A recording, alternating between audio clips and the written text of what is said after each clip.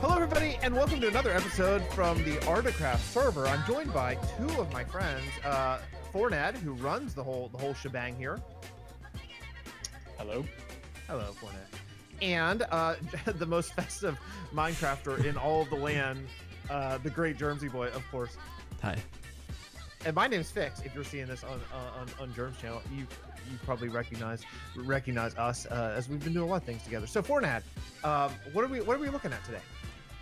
So today we're starting at the kind of a wool or a grass map that kind of represents what we've built so far on the server. So if you fly up and look around, you can kind of see that we have these sort of mini representations of mountains and cities and roads.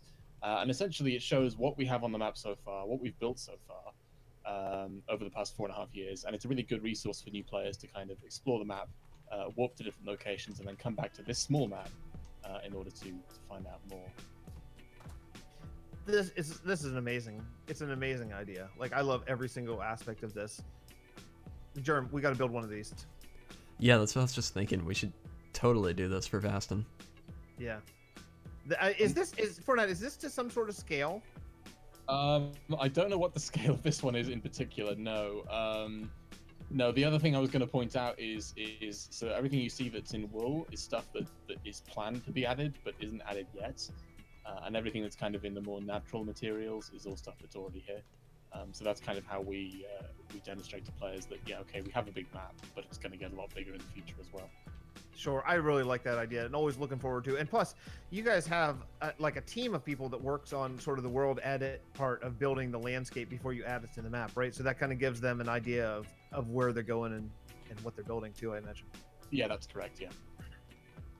Yeah, it's really crazy. It's such a good idea. It shows the roads and plus I would imagine with your warp system, it's so nice to be able to, if you get lost or something, you can say, oh, I was over there. Okay, and learning the landscape from an aerial perspective would probably be really nice as well.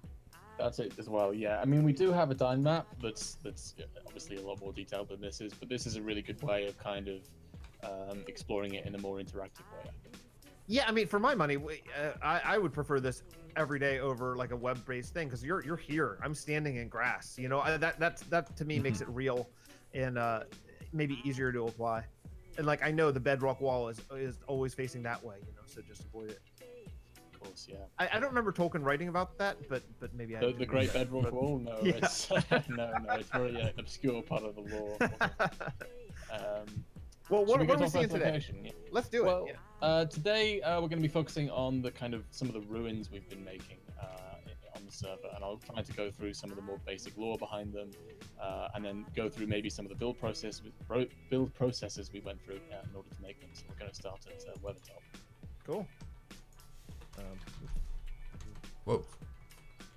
Oh gosh, what did I just hit? Oh no, I can't do it. Did you oh yeah, me neither. I might be able to CP you guys. I don't know. Maybe. Oh yeah, that worked. I couldn't bring up chat. I'm not sure why, but. There we go. Oh, because I turned it off. That's why. I turned off chat. Okay. So here we are. So now this, I remember this from the movies. Yes, this is quite a famous location. So this is Weathertop, also known as Amon Sul, which means the Hill of Wind in Sindarin. And essentially, this was at one time an enormous tower that kind of overlooked the lands in central Eriador. And it was built by a kingdom called Arnor. Now, that's a name that's not super familiar to kind of a more casual Tolkien fan. But essentially, they are the northern equivalent of Gondor. They were founded by the same sort of people.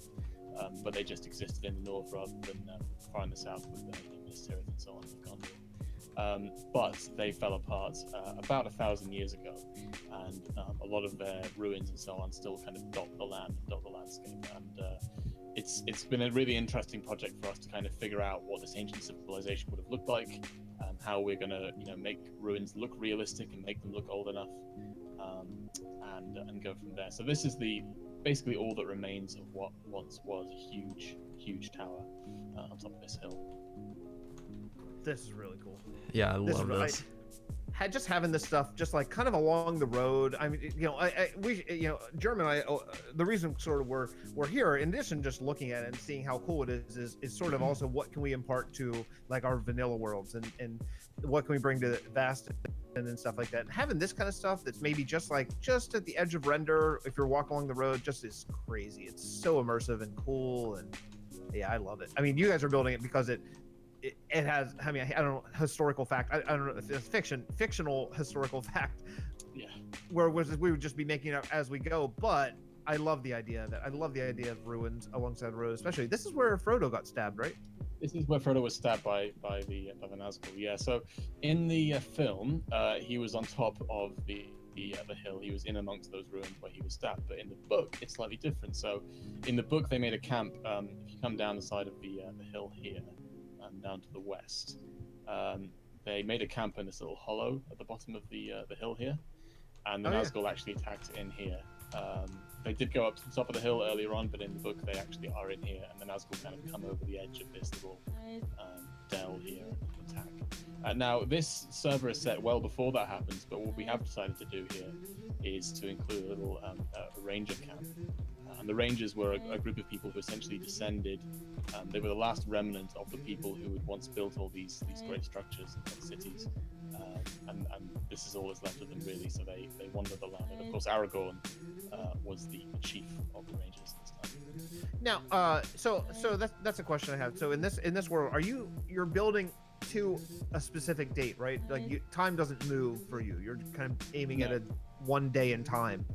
Yeah, so well, it's not a specific. I think it is. Well, it depends who you ask, but I always say September of 3006. So to put that in context, it's 5 years after Bilbo's birthday party in the book, and about 12 years before the kind of main events of Lord of the Rings. You know, everything else that goes on, when Frodo goes to Rivendell and then the Fellowship is formed and all that happens.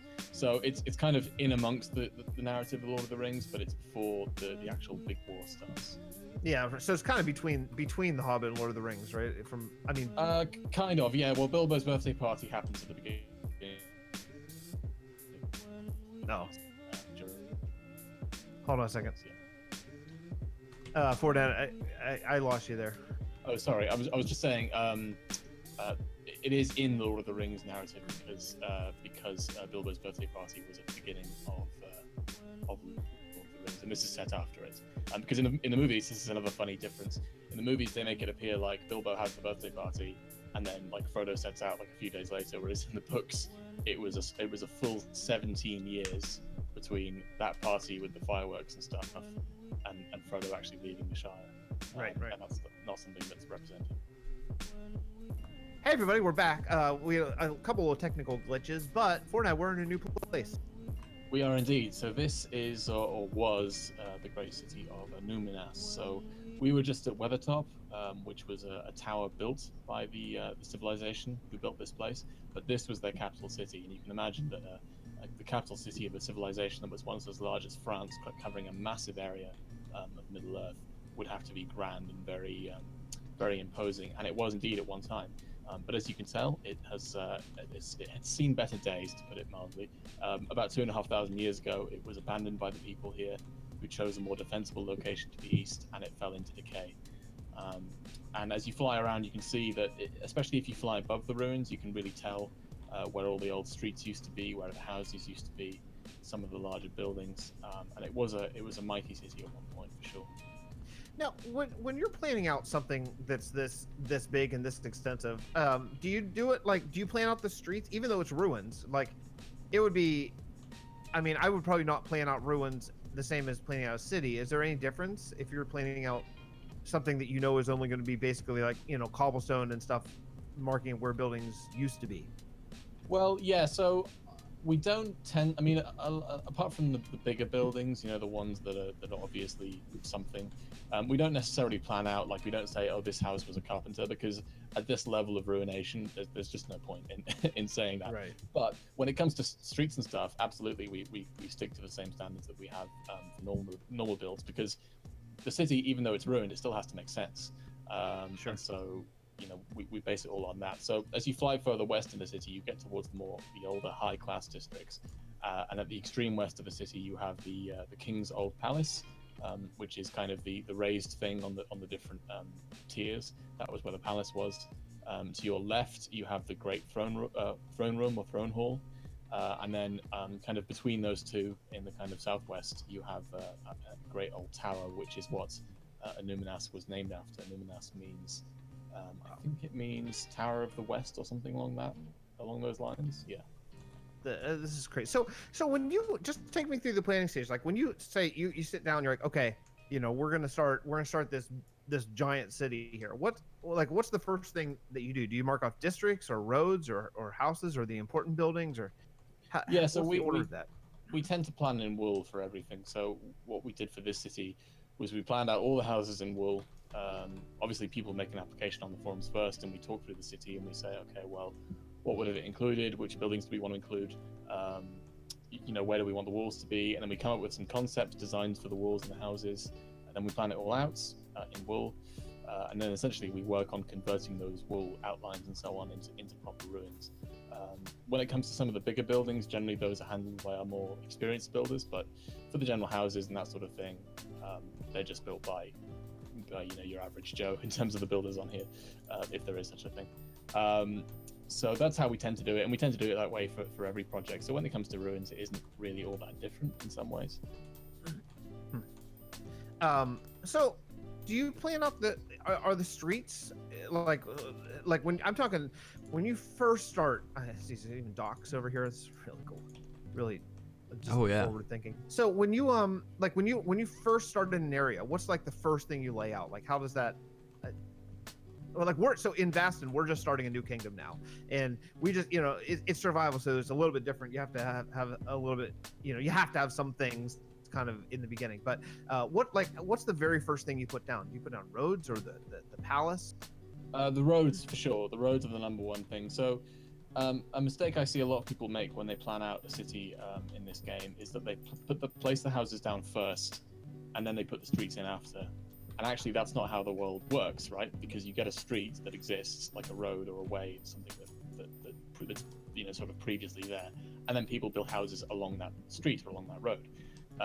So it's not like, especially with older cities, it's not like modern city planning where it's all planned out in beforehand in big grids and everything is very ordered and so on.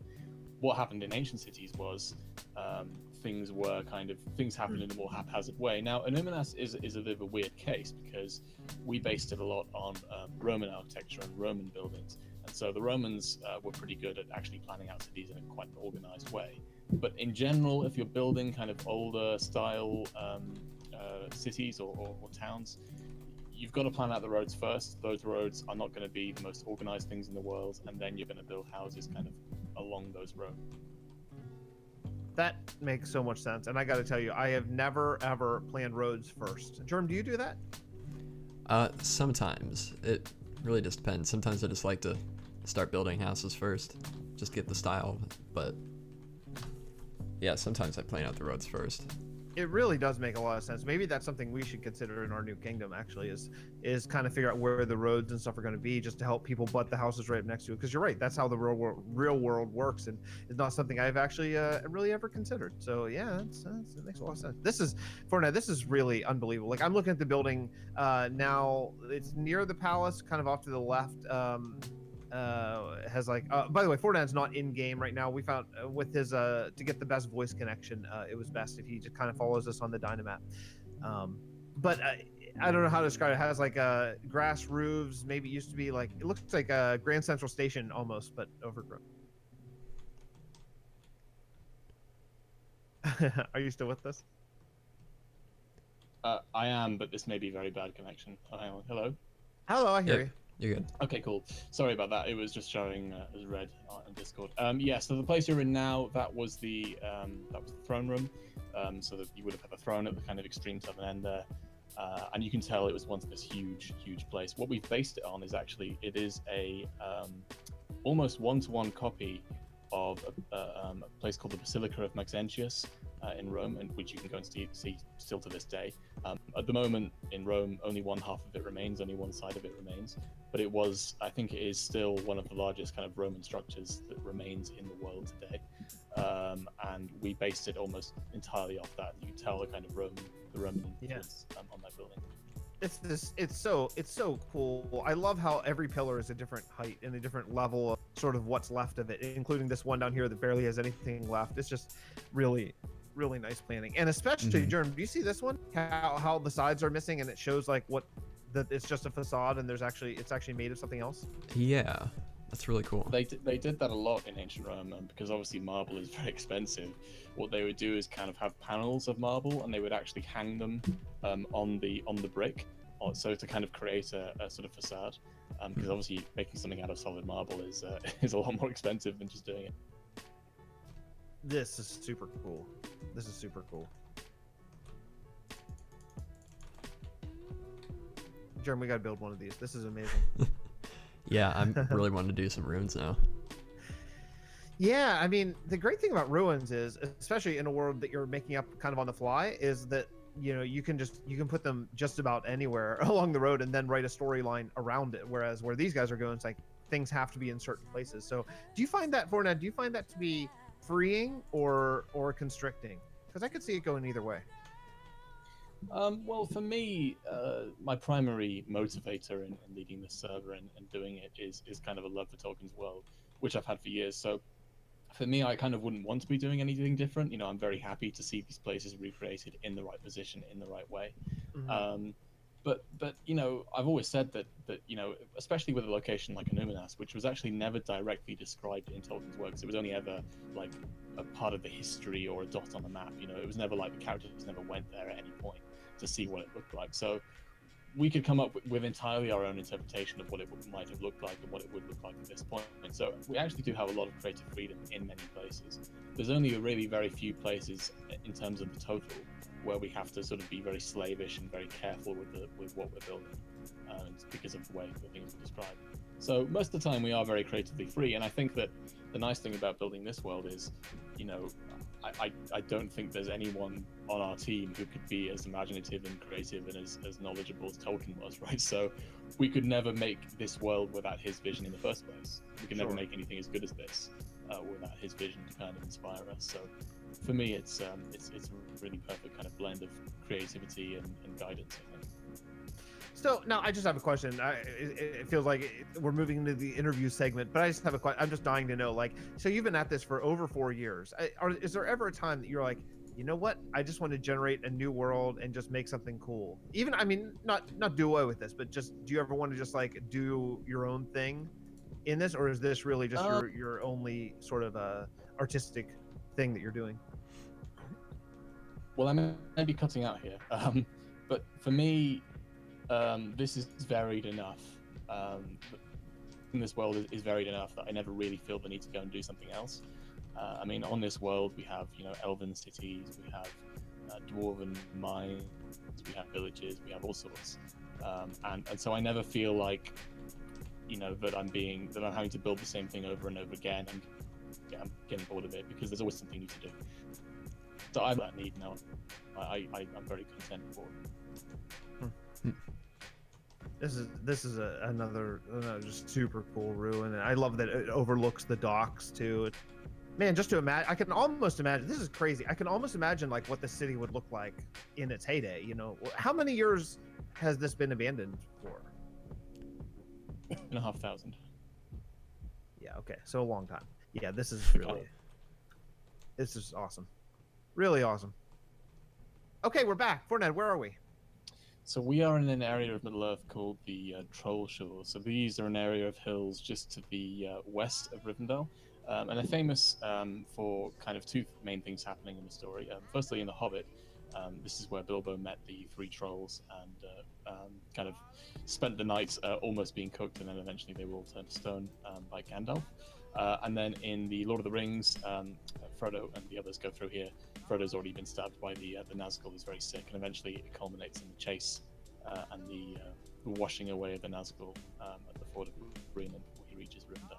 So this is an area that was also part of Arnor, but it was eventually kind of split off and became a kingdom called Rudar, and that kingdom fell into kind of decay and became evil with time, and eventually sided against the rest of Arnor in the war that destroyed the whole kingdom.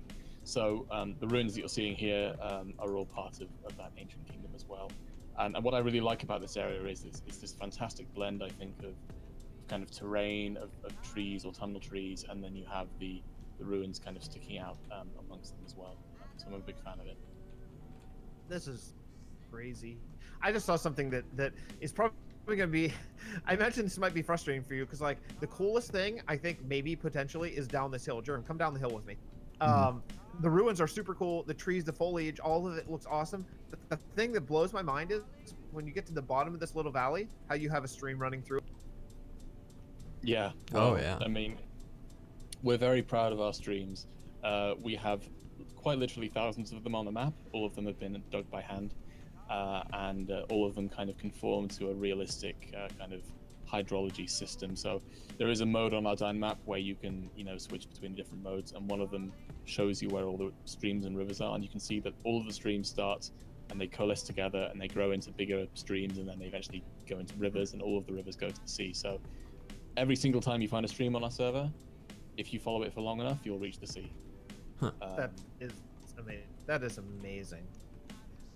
I mean, that's like, so that, okay, so I know we talked about this last time we did a tour. Like I was like, yeah, this huge amazing building is amazing, but look at this rock in the water or something, I know. But like that is what kind of does it for me, that attention to the really, really small detail. So when you're walking through, like, this is how the world is, the world is, you walk through here and you have to jump over this little stream, and it's at the low point and it's perfectly done. I'm blown away.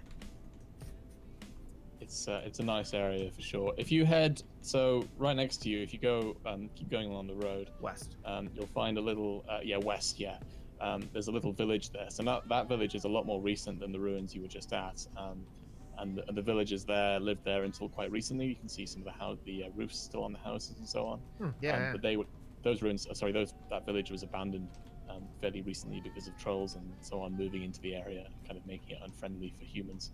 So they would have fled away further south. This is amazing. Yeah, this is this really is cool. amazing.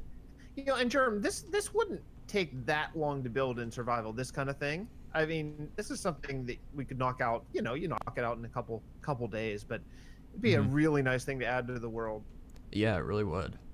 Especially, you're just walking. I mean, not to mention this like red, I don't know what kind of block that is. Sandstone. Red sandstone. Yeah, red sand. Like a nice red sandstone outcropping there. It's just, I wouldn't think of it, but you see it and you're like, yeah, that needs to be there. That's so good.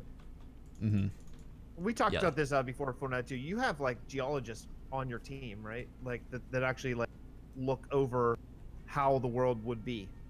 That's correct. Yeah. So we try to maintain a fairly realistic set of geographical features on the server. So when we pick a rock type, we don't just pick it randomly. It does kind of make sense for the area as much as we can make it. Obviously, geology is an incredibly complicated subject, and we're never going to have full realism. But at the end of the day, it is Minecraft. But we do make the effort when it comes to geology.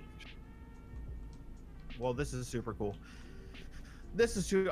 Oh, there's even little kind of rock piles and stuff. Man, that adds a lot too. The other thing I wanted to point out in that region is if you fly kind of pretty much directly to the north of you, right up to the top of that big hill, there's a ruined castle up there too, quite a large one actually, which I'm big. Oh yeah. I was just gonna ask you before. Oh my, yeah, it's a large. Wow, yeah, that's so cool. And what's amazing is you can't even see this really from the road, and you still put all the time and effort into making this perfect and awesome. Oh no, I mean the thing about our world is that there are literally builds that are thousands and thousands of blocks away from the main road, which you would never find if you were just walking around. But we do it anyway because we are trying to make a whole world here, and not just a world that extends a few hundred blocks to either side of our roads. Right, that's amazing. I mean, this is beautiful.